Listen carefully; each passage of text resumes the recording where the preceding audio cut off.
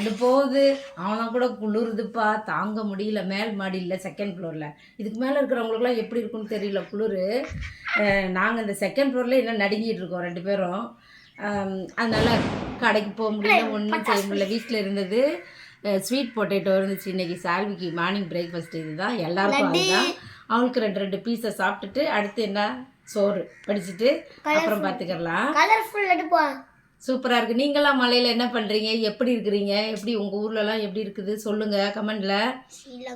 யாருக்கும் எதுவும் ஆகக்கூடாது, எந்த இதுவும் வரக்கூடாது, வெள்ளப்பெருக்கெலாம் வரக்கூடாது, மழை பெஞ்சிட்டு போயிடணும் அப்படின்னு நான் வேண்டிக்கிட்டு இருக்கிறேன். இந்த சால்வி ஆட்டம் தான் பெரிய ஆட்டமாக இருக்குது. இப்போ ஃபுல்லாக நாங்கள் நிற்கிற இடத்துல ஃபுல்லாக அப்படியே ஐலாண்ட் மாதிரி ஃபுல்லாக தண்ணி சுற்றி தண்ணி இருக்குது. எங்களை சுற்றி காலி கிரவுண்டு நிறைய. அந்த வீட்டில் பக்கத்தில் மட்டும்தான் வீடு, மற்ற இந்த சைடில் வீடு இல்லை, எதிர்க்க இல்லை, பின்னாடி இல்லை, ஒன்றும் இல்லை, தண்ணி தான் நிற்கிது. நீங்களாம் சொல்லுங்கள் கமெண்டில் உங்கள் ஊர்லாம் எப்படி இருக்குது அப்படின்ட்டு. அடுத்த வீடியோவில் பார்க்கலாம். பாய்.